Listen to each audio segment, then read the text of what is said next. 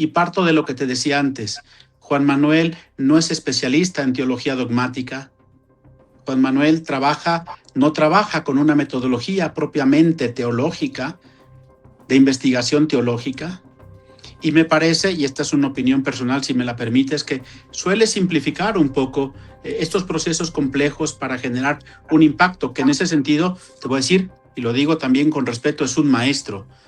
Es un escritor muy ágil, muy fresco, que te engancha, que te tiene, como dicen hoy, un poco al borde de la silla en lo que él escribe.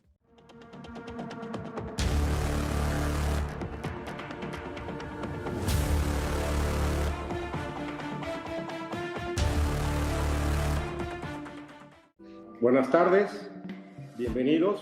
Esta es la segunda parte del podcast que hacemos sobre el análisis de Juan Manuel Zunzunegui a su podcast de La Virgen de Guadalupe, la diosa que adoctrinó a México. Para esta sesión tenemos al padre legionario Luis Gerardo Fernández. Bienvenido, padre.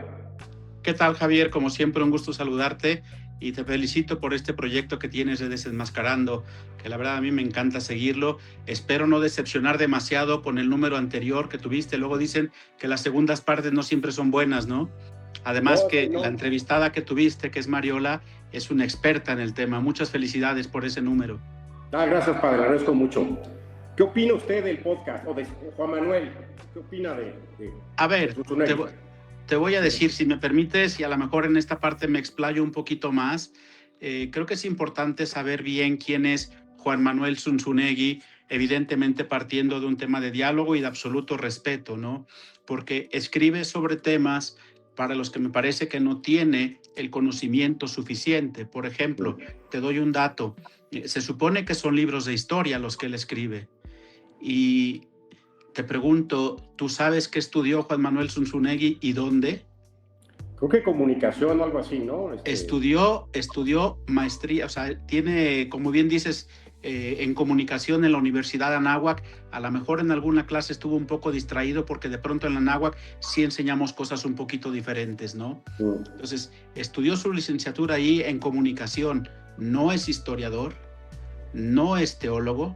Después hizo una maestría en humanidades también ahí en la misma Universidad de Anáhuac. Un doctorado en humanidades en la Universidad Latinoamericana. Después hizo una especialidad en filosofía en la Ibero. Y así podemos tener algún otro tema que Juan Manuel estudió. Entonces, de entrada, a partir del hecho de que Juan Manuel evidentemente no es un especialista para afrontar un tema que además es multidisciplinar, no se puede afrontar solo desde el punto de vista de alguien que estudió humanidades, que no tiene conocimientos al menos muy profundos, eso parece, de teología, de historia y de otros temas. Este sería como mi primera referencia sobre Juan Manuel Zunzunegui. Te repito, lo digo con absoluto respeto, pero para ubicar también ante quién estamos, ¿no? Claro. Si me permites, voy a hacer juicio desde diversos niveles y desde diversos puntos de vista de su obra en general, y luego ya es un poco plan con maña para que tus preguntas no sean así como me pongan en juego a mí, así fuera de lugar, ¿no? Adelante, para adelante. Mira, por ejemplo, en un tema de un juicio intelectual en general sobre la obra de Zunzunegui y más en particular sobre el tema que estamos tratando, que es el de la Virgen de Guadalupe. Un primer juicio, te diría, es un juicio intelectual. Y parto de lo que te decía antes. Juan Manuel no es especialista en teología dogmática. Juan Manuel no trabaja con una metodología propiamente teológica, de investigación teológica. Y me parece, y esta es una opinión personal, si me la permites, que suele simplificar un poco estos procesos complejos para generar un impacto, que en ese sentido, te voy a decir, y lo digo también con respeto, es un maestro. Es un escritor muy ágil, muy fresco, que te engancha, que te tiene, como dicen hoy, un poco al borde de la silla en lo que él escribe. Pero desde el punto de vista académico, yo te diría, no se puede reducir lo sobrenatural, como es el evento de Guadalupe, a un tema exclusivamente de tipo sociológico, ¿no? Que tuvo su impacto, pero no es el único punto de vista desde donde se puede y se debe analizar esta realidad y este evento maravilloso que vivimos aquí en México, que es el evento guadalupano. Siempre se dice y se cita esa frase famosa de que en ningún lugar, en ninguna nación, hizo algo similar. Se refiere a Dios con la imagen que nos dejó aquí de la Virgen de Guadalupe.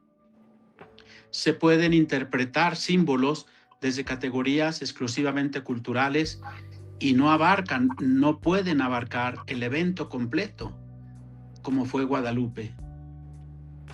Se puede aplicar un enfoque historicista que te podría decir que excluye a priori la posibilidad de una intervención divina.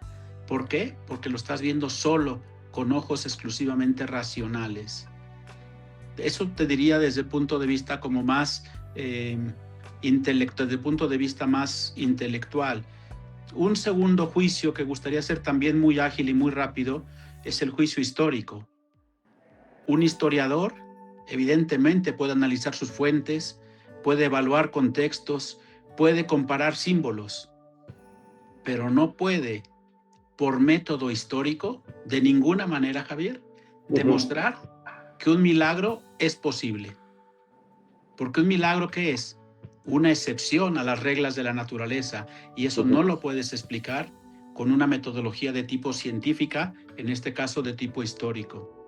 Entonces, cuando Zunzunegui presenta el evento guadalupano como una construcción cultural, en realidad está haciendo una interpretación legítima, pero dentro de un marco naturalista, pero no definitivamente completo y exhaustivo desde todas las visiones que debe tener.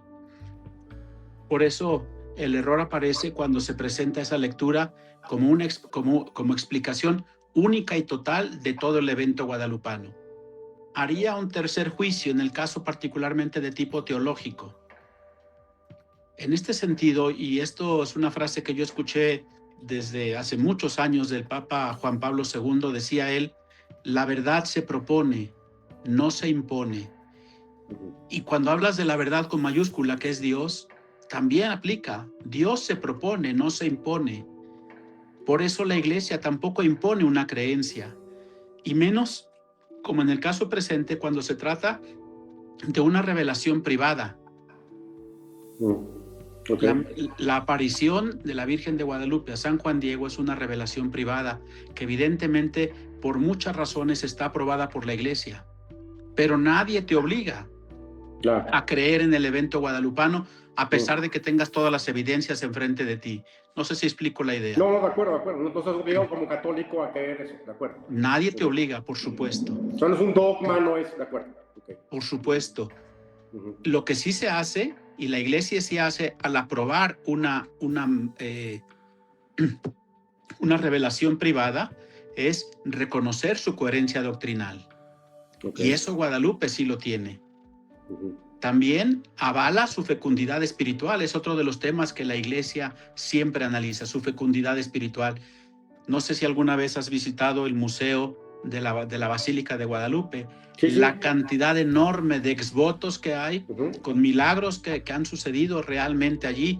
Y no me refiero al milagro de la tilma, me refiero a milagros de recuperación de salud y de muchas otras cosas, que es extraordinario y maravilloso. Y si los seguidores de este podcast no lo han hecho, valdría muchísimo la pena que pudieran hacer la visita a ese museo. Sí, la entrada, ¿no? El pasillo están todos con mosaico, ¿no? Están exacto, ¿sí? Justo. Sí, y la cantidad de exvotos que hay allí es increíble. Sí. Luego haría como un cuarto tema un juicio como doctrinal. De alguna manera da la impresión, por lo menos es a lo mejor una interpretación mía de la obra de Zunzunegui, como que niega la posibilidad real del milagro mismo del evento de Guadalupe. Y yo te diría, ponle límites a Dios. Dios es Dios. Dios es dueño y señor de la vida y de la historia. Dios puede hacer las excepciones a la naturaleza que Él quiera, cuando Él quiera y como Él quiera. Y que por unos criterios de tipo intelectual queramos acotar ese mensaje que Dios nos quiere transmitir, pues evidentemente sería algo fuera de lugar y fuera de nuestras posibilidades y capacidades humanas. Porque todos lo sabemos y lo hemos vivido en muchas ocasiones, Dios interviene en la historia. Claro, sí, de acuerdo. Y en este caso clarísimamente interviene, ¿no? Evidentemente, en este caso es claro que Dios interviene en esta historia. Y luego, por otro lado, también te diría, en esta visión, Milagros como el evento de Guadalupe no contradicen a la razón. La fe en general no contradice a la razón. Yo suelo poner el ejemplo de que pues todos tenemos, la gran mayoría, también hay personas que son invidentes, todos tenemos el sentido de la vista, pero de pronto nos vamos haciendo mayores, yo por lo menos así lo vivo, ya traigo lentes, y de pronto ese sentido de la vista va viniendo un poco a menos, y por eso traigo lentes, para que me ayuden a poder ver bien. ¿Qué pasa si además de los lentes me pongo unos binoculares?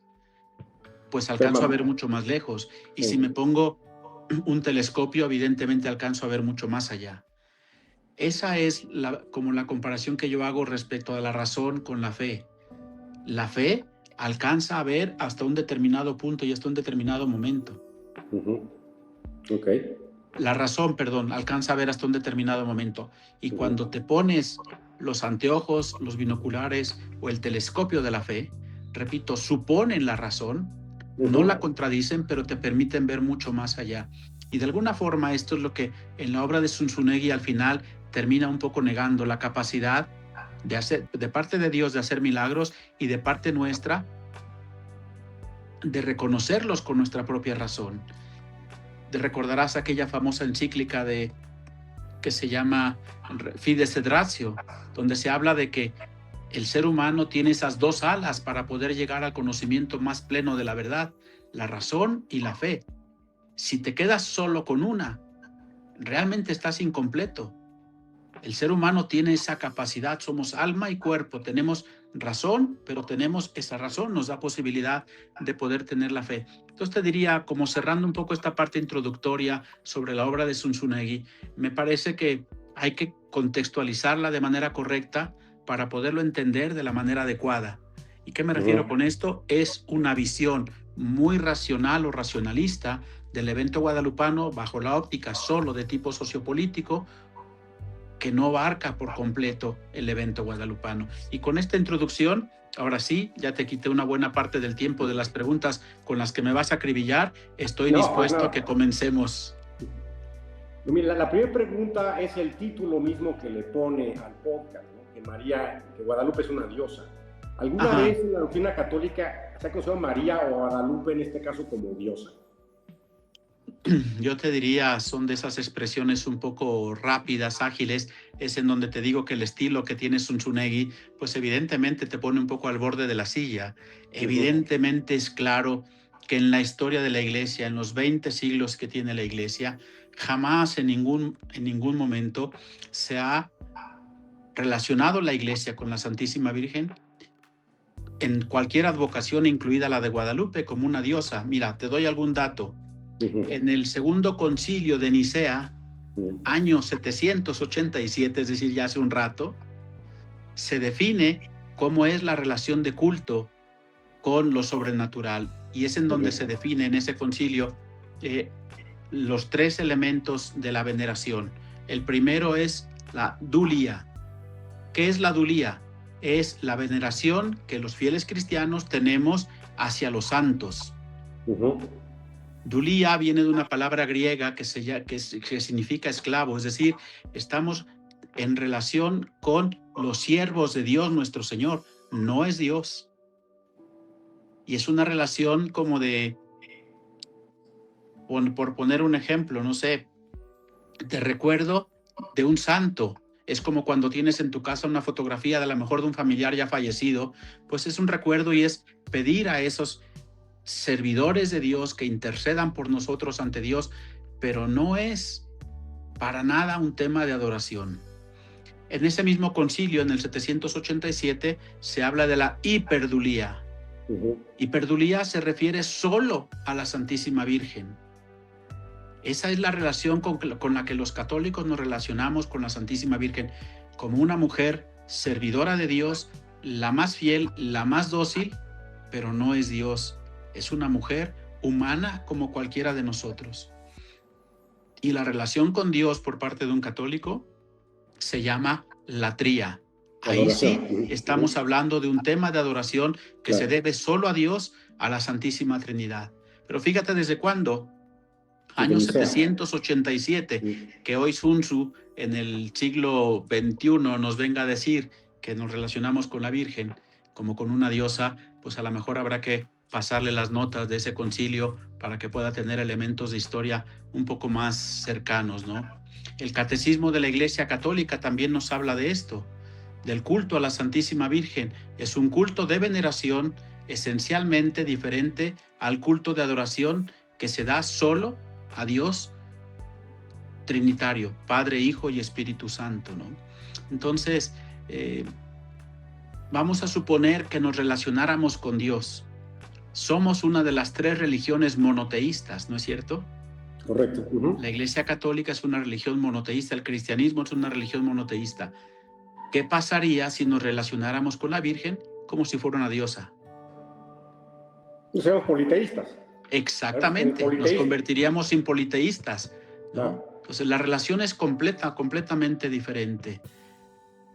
No sé si respondí la pregunta, Javier. Sí, padre, nomás, y aquí, ¿por qué la diferencia entre Hiperdulia y Dulia? ¿Por las bodas de Caná? ¿O por qué? ¿Cuándo se determinó esa diferencia de grado, digamos, entre la Virgen y los santos? A ver, como te digo, se determinó en el concilio de Éfeso y la diferencia es realmente muy clara. Entre los santos, la más santa de todas es la Santísima Virgen. Fue quien llevó en su seno al Hijo Eterno del Padre, a la segunda persona de la Santísima Trinidad. Hay un pasaje en el Evangelio, no sé si te acuerdas, que está Jesús hablando y le avisan, oye, ahí están fuera tu madre y tus hermanos que quieren hablar contigo. Y la respuesta, que a veces algunos le interpretan como un cierto desprecio hacia la Santísima Virgen, es todo lo contrario. Jesús dice, ¿quiénes son mi madre y mis hermanos? Quienes cumplen la voluntad del Padre. Y lo que está diciendo es, María es mucho más grande por su fidelidad y por su docilidad a la voluntad de Dios de que fuera la madre del Mesías, que el hecho mismo de haber sido físicamente la madre del Mesías. Eso la hace a María completamente diferente y estar por encima de todos los santos que ha habido a lo largo de la historia, Javier. Y en la voz de Caná, él no sé decir fuerza, pero cuando le dice no hay vino, Cristo contesta, no sé si algo seco, ¿no? ¿Cómo que hay entre tú y yo, mujer, no? No Sí. es mi hora. Y ella nada más dice, hagan lo que él les dice. Como que no le... Raro, o sea, como que no le contesta, dice, háganlo, como diciendo, él sabe que lo necesitan y él lo puede hacer. Y Cristo, pues convierte el agua en vino, ¿no? Hace ese milagro. Hay una homilía, Javier, si no la conoces, del cardenal Ratzinger, a principios de los años 80, la dio en el santuario de Fátima, comentando justamente el Evangelio de las bodas de Caná. Te la recomiendo, es una homilía hermosísima, donde dice justamente cómo María prácticamente, perdón que lo diga con esta expresión, le da un poco el avión a su hijo y les dice, hagan lo que él les diga. Y ese es el fundamento teológico del sacramento del matrimonio. La asistencia de Jesús a las bodas de Caná. Y ese tema del vino representa el sacramento del matrimonio. Y si tú te fijas, y esa homilía del Papa habla mucho de cómo no solamente la abundancia, la sobreabundancia de Dios, no solamente en el cambio del agua a vino, sino de la creación es el signo distintivo de Dios. Y eso es maravilloso. Nuestra vida cristiana no nos relacionamos con una idea, no nos relacionamos solamente con un hecho histórico que partió el calendario en dos, en antes y en después de Cristo. Nuestra relación es con un Cristo vivo, con un Cristo que es compañero de camino, que se preocupa hasta esos pequeños detalles del vino, pero lo resuelve con sobreabundancia. Y el Papa dice, nada resulta poco o suficiente para que Dios exprese la grandeza de su amor a cada uno de nosotros. Y pone como intercesor a su madre, ¿no? O sea, él como que muestra resistencia y dice, pero se lo pide ella y entonces concede, ¿no? Como que está diciéndole, pídanle a ella. ¿Quieren cruciar conmigo? Pídanle a ella, ¿no? Pues además, fíjate que le hace adelantar su hora. No ha llegado mi hora, claro. Y la Santísima Virgen le hace adelantar su hora solo porque es ella. A mí me encanta, si viste la película de la Pasión, hay un momento en el que están en su casa y Jesús está trabajando como carpintero y de pronto le echa con las manos, le echa un poco de agua en la cara y le planta un beso en la mejilla, hermosísimo. Así era la relación de Jesús con la Santísima Virgen, y ojalá que así fuera también nuestra relación con ella, con mamá, con la Santísima Virgen. Muy bien, padre. Pasemos a la segunda pregunta. Él habla ahí de que el cristianismo o judaísmo en ese caso toma cuestiones del politeísmo egipcio, ¿no? De Osí, de Horus, todo esto. ¿Hay alguna base para eso? A ver, yo creo que hay que hacer también alguna distinción. Volvemos un poco a lo mismo de ese contexto que daba al principio. Zunzunegui no es teólogo, no es historiador. Y entonces su base es como ir picándonos un poco a los católicos para que vayamos leyendo su obra. Yo te diría, creo que hay que distinguir entre influencias culturales externas que pudieron haberse dado de una dependencia religiosa esencial, que no es el caso en absoluto. El pueblo de Israel, recordarás, María misma con José tuvo que huir a Egipto, incluso mucho antes. Huyeron también a Egipto, pero eso no significa que el monoteísmo bíblico sea una copia de la mitología egipcia, ni griega, ni de ninguna de aquel entonces. Históricamente demostradísimo que no hay esa incidencia y ese influjo, y mucho menos esa como copia chafa, perdón que lo diga así de manera un poco coloquial, de lo que es esa cultura egipcia a lo que es hoy actualmente el cristianismo y la imagen de la Santísima Virgen, ¿no? La religión egipcia era una religión politeísta. Claro. ¿Basada en qué? Como muchas de aquel entonces, un esfuerzo del ser humano de encontrarse con el más allá, con algo que le trasciende, se fundamentan en la mitología. Claro. Cosa que el cristianismo no tiene nada de eso. Israel desarrolla desde el principio un monoteísmo ético absolutamente radical, muy diferente. Entonces la pregunta es, ¿en dónde viene que el hecho de que el catolicismo tomó de allá esta parte? Volvemos a lo mismo que dijimos hace un rato en la pregunta anterior, Javier. Si viéramos a María como diosa, dejaríamos de ser una religión monoteísta para ser politeísta. Más está clarísimo, ¿no? O sea, cuando el Éxodo, ¿no? ¿Qué le dice Dios a Moisés? Yo soy el que soy, ¿no? O sea, soy el principio de todo, no me estés, no hay una imagen mía, no hay, siempre yo soy el que soy. ¿Y qué era la parte egipcia, ¿no? O sea, todo era como animales, ¿no? O sea, representaciones humanas, claro. Representaciones humanas de la divinidad, efectivamente. Y sin embargo, de Dios, desde el principio, no tenemos absolutamente ninguna representación. ¿Cómo puedes representar a un Dios que es absolutamente trascendente? El mismo concepto de yo soy, racionalmente no es fácil llegar a comprenderlo y entenderlo en plenitud. Finalmente, y a mí me ha pasado en muchas ocasiones, Javier, seguramente a ti también, cuando vamos de misiones, te encuentras a veces en las casas señoras ya mayores que a lo mejor no saben leer y escribir, pero que te hablan de Dios como si fuera el compañero del cuarto de al lado, como si lo conocieran de toda la vida, con una cercanía, con una cordialidad, que te das cuenta que esto trasciende cualquier como mistificación o mitificación de una realidad de Dios que no tiene nada que ver con lo que describe Zunzunegui. Y se ve que no ha leído el Éxodo, ¿no? O sea, a ver, las plagas, ay, Dios o sea, el Nilo, el dios del Nilo, ¿qué hace? Hace que se llene de sangre el Nilo, ¿no?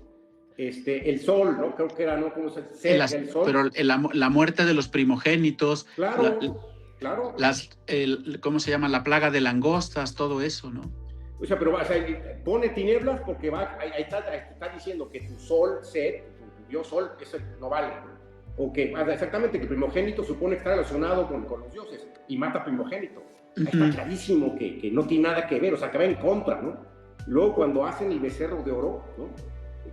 Ahí lees y cómo Dios se enoja por el claro, oro, ¿no? Y además lo funden y al que lo hizo le hacen tragarse ese oro fundido. Claro, eso es durísimo, Dios es durísimo, hasta dice Moisés, voy a acabar con todos, ¿no? Y hago de ti un pueblo, y Moisés lo calma, ¿no? Diciendo, espérame, no, acuérdate, tu promesa Abraham. Pero hay veces, o sea, es completamente lo contrario a tomar cosas de ahí. O sea, eso. Y el primer mandamiento es ese, ¿no? Yo soy tu Dios y no vas a adorar a nadie más, O sea, ¿cómo dice que, o sea, no tiene ningún sentido? Es completamente lo contrario a lo que dice Sun Tzu. A ver, y si tú te revisas todo el Antiguo Testamento, ¿cuál es el pecado más grave que comete siempre el pueblo de Israel? La infidelidad. Y la infidelidad Claro. significa que se van a adorar a otros dioses y Dios castiga y Dios sanciona esa infidelidad. Y entonces es claro que desde el principio la iglesia fue siempre y el pueblo de Israel fue siempre una religión completa y absolutamente monoteísta, centrada en ese Dios que se va revelando. ¿Qué es la Biblia, Javier? La autorrevelación de Dios al ser humano, que conlleva un proceso de conocimiento del ser humano de lo que es la revelación de Dios nuestro Señor, ¿no? Ok. Bueno, la última pregunta, padre. Él habla de que el milagro no es verificable. Habla de que no hay ningún milagro verificable. Yo ahí, hay, por ejemplo, cuando canonizan a Juan Diego, ¿no? O sea, ¿cómo se define ese milagro? Simplemente es algo que no puedes explicar. Hay un diagnóstico médico, algo que no puedes, vale, hay un cáncer o hay una enfermedad terminal o algo que está mal contigo, y hay una curación, ¿no? Hay una curación inexplicable, ¿no? Eso sucedió con, no me acuerdo, una persona de Querétaro, repito el nombre, para canonizar a Juan Para Diego, canonizar, ¿no? el proceso de canonización de San Juan Diego. En el 90, ¿no? Es alguien de Querétaro, creo que se cayó de un 10º piso, tenía ya algo en el cráneo, algo estaba, y fue una oración exclusiva a Juan Diego, y en base a eso se curó, ¿no? Y es un hecho que verificaron los médicos y la iglesia también intervino, y por eso canoniza en 2002 Juan Pablo II a Juan Diego. Entonces ahí está eso, ¿por qué no lo ve? La pregunta, si me permites, Javier, te voy a responder con una pregunta para yo también entender bien lo que me estás preguntando. Cuando hablamos de milagro, estamos hablando, por ejemplo, de los milagros sucedidos en Guadalupe, o estamos hablando del milagro de Guadalupe, es decir, la aparición de la tilma en el ayate de Juan Diego. ¿A cuál de los dos milagros te refieres? ¿O hablamos de los dos? A lo mejor lo podemos hacer así. Sí, los dos, hablemos de los dos. Mira, yo te diría, es claro que el método científico, que por otra parte es bien claro que el método científico nace en la universidad y en la universidad fundada por la Iglesia Católica. Hoy es frecuente escuchar como si la Iglesia estuviera peleada con la ciencia. El método científico que nace en la Iglesia Católica, evidentemente, a la hora de tratarse del análisis de un milagro, que un milagro, volvemos al mismo tema, es una excepción a las reglas de la naturaleza, no puede explicar en plenitud un milagro, el método científico. Entonces, Javier, ¿cómo explicas la permanencia del ayate por tanto tiempo? No, es inexplicable. Creo que lo han intentado, es más, lo han pintado y se deshace, ¿no? O sea, eso debe saberlo él. O sea. Por otra parte, están los estudios que hizo el doctor Aste Tosmant. No sé si has escuchado hablar de él. Sí, ya lo escuché, sí. Le toman temperatura a los ojos de la Virgen y tiene una temperatura de un cuerpo humano. Es increíble. Entonces, la verdad es que tendrías que ser, no sé cómo llamarle, mentalmente poco honesto para no creer en estas cosas. Estoy hablando ahorita del milagro del evento guadalupano, pero podemos hablar después de milagros posteriores, de curaciones, como tú mencionas, que volvemos a lo mismo. El método científico no puede explicar suficientemente una excepción a la naturaleza que Dios hace, como puede ser una curación, como puede ser una conversión de una persona que lleva muchos años alejada de Dios y de la iglesia. Y luego también la parte de los ojos, ¿no? ¿Dónde está el iris, ¿no? Está reflejado Juan Diego, Zumárraga, y eso respeta las leyes de la óptica, algo que en el siglo XVI no se conocía. O sea, completamente de acuerdo contigo. A ver, yo te diría, Javier, hablando del tema de los milagros y hablando de la lectura que hace Zunzunegui del evento guadalupano, evidentemente no me parece que Zunzunegui lo haga con una intención negativa como de contradecir o como que ir contra toda una cultura, contra toda una tradición que tenemos en México, casi de 500 años, de una relación de la Virgen de Guadalupe con nuestro pueblo. Pero sin embargo me parece que era muy importante hacer el ejercicio que tú nos invitas a hacer, como para poner en claro la realidad de este evento guadalupano. Y es que, como usted decía, Dios interviene en la historia, ¿no? Siempre está interviniendo en la historia del hombre, pero en unos casos es clarísimo, clarísimo. Y en México no se entiende si la Virgen de Guadalupe, o sea, hay un antes y después clarísimo, como Cristo llegó y partió los años antes y después de Cristo en épocas iguales en México. Entonces, no puedes negar ese evento como intervención divina que es de agradecer, no negar, me parece. Y aparte, pues, él estudió en escuelas católicas, no entiendo por qué. Eso es un poco lo que llama la atención. A ver, te voy a decir algo. Zunzunegui no es el único que ha negado el evento guadalupano. En algún momento tuvimos incluso el último abad de Guadalupe, Monseñor Schulenburg, que negaba el mismo evento guadalupano. Pero te voy a decir otra cosa, Javier, me parece que por más allá de las negaciones que pueda haber del evento guadalupano, lo que México vive es mucho más grande y mucho más extraordinario y maravilloso de estas negaciones de alguien, por razones que honestamente desconozco con claridad, niegan el evento guadalupano. Yo tengo personalmente una relación con la Virgen de Guadalupe verdaderamente excepcional.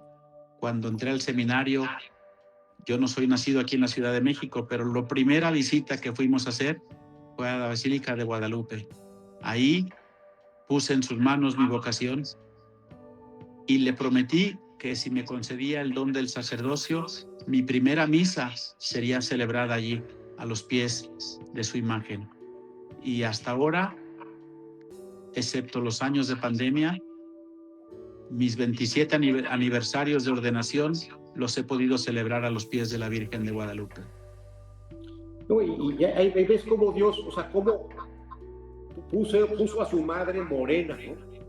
Para que se identificara un Dios cercano, se identifica con la gente del lugar, ¿no? Se identifica con el mestizaje. O sea, todas las digamos, los mensajes que hay en un Dios cercano, un Dios que se preocupa por el pueblo mexicano y se preocupa por toda la conversión que había que hacer en América.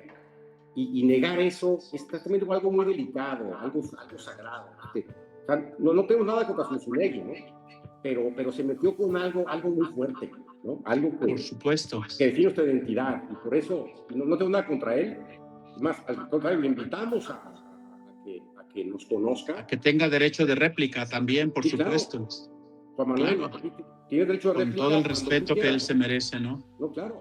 Juan Manuel. Yo te diría algo más, Javier. Tú hablabas de lo que ha incidido la realidad de Guadalupe aquí en México. Y te diría que no es solo en México, es toda América Latina. Claro. Supongo que eres muy consciente de que no solamente es patrona de México y de América Latina, también lo es de Filipinas. La Virgen de Guadalupe es la patrona de Filipinas. Entonces su incidencia en la historia es completa, total y absoluta. Que era parte de Nueva España, ¿no? Algo que se nos olvida, ¿no? Algo que por un lado, hay una frase también de Juan Pablo II que a mí siempre me hace mucho eco. Juan Pablo II decía, una fe que no se hace cultura es una fe que no ha sido correctamente asimilada. Y si algo hay en nuestros países de Latinoamérica es que Guadalupe se ha hecho cultura nuestra. Lo que tú decías hace un momento, no puedes entender la realidad de México y de los países de América Latina sin el evento guadalupano. Y es algo que como mexicanos apreciamos, ¿no? Y vamos a defender, ¿no? Vamos siempre a defender. Y pues ahora sí que invitamos a Zunzu. Manuel, bienvenido a este podcast. Aquí aclaremos dudas, ¿no? Al final creo que está haciendo una buena labor. Por ejemplo, en esta parte de la leyenda negra, yo escucho su podcast con mucha atención. Ha dicho muchas verdades que el gobierno actual niega, ¿no? El que quiere negar a España. Él ha hecho una buena labor ahí, gente está despertando a ver lo que era México antes de la independencia, ¿no? Que es algo que nos tienen completamente ocultado. Aquí en México se sabe quiénes son los virreyes. Nadie se lo sabe, nadie se lo enseñó nunca, ¿no? Bueno, algunos se lo saben, pero no es curioso. Pero después de decir quién son los virreyes de Nueva España, nadie, porque nunca te lo ocultaron, ¿no? Él ha hecho una buena labor, ahí lo reconocemos, Juan Manuel, pero aquí creo que no estamos de acuerdo contigo, creo que no está con la verdad, que es lo que buscamos la verdad en este podcast. Entonces te invitamos, Juan Manuel, cuando quieras saber a ti, aquí estamos listos para recibirte. Nos dará mucho gusto, ojalá que sea posible. Y te diría, creo que una parte positiva de este podcast de Juan Manuel es que nos da la oportunidad aquí de poder hablar, de poder aclarar, de poder decir también cuál es nuestra postura. Si él, por las razones que él tenga y quiera, absolutamente respetables, no lo cree, lo respetamos. Pero creo que también es importante que en esa misma honestidad intelectual él reconozca y acepte las razones, los motivos que tenemos quienes creemos en este evento para hacerlo. Como dije hace un momento, Guadalupe es una revelación privada. Él no está obligado a creerlo. Si lo quiere creer, qué bueno. Si no lo quiere creer, se respeta su decisión absolutamente. Oye, ahorita, así como dice el Evangelio, ¿no? Dios te va a juzgar por los talentos que te dio. Y yo creo que es algo privado, padre. Yo creo que cuando lleguemos al juicio, nos van a decir los mexicanos, te puse a mi mamá ahí te la puse, papacito, para que le hicieras caso, ¿no? Para que le pidieras. ¿Cómo no le pediste? ¿No? Estaba en el santuario de Guadalupe.